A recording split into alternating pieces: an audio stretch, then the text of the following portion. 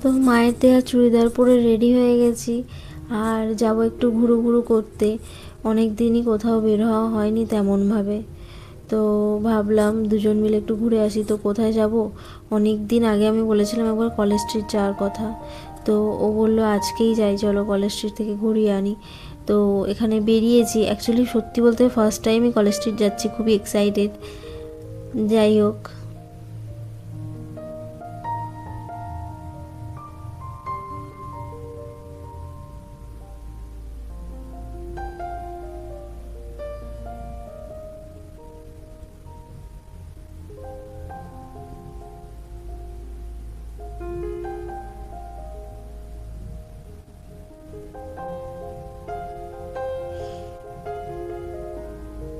বড়মশাই কিছু বইও গিফট করলো আমাকে। আজকে যে এত পরিমাণে গিফট পেয়েছি আমি, আমার এই দিনটা আজকে এত ভালো হয়ে গেছে। আমি ভাবতেই পারিনি এই জন্মদিনটা আমার এত ভালোভাবে কাটবে।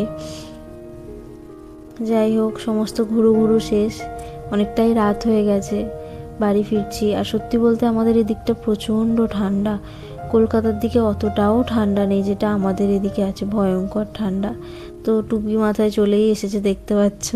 আর বাড়ি ফেরার পথে যেহেতু জন্মদিন, একটু মিষ্টি না কিনলে হয়, তো একটু মিষ্টি টিষ্টি কিনে নিয়েছি।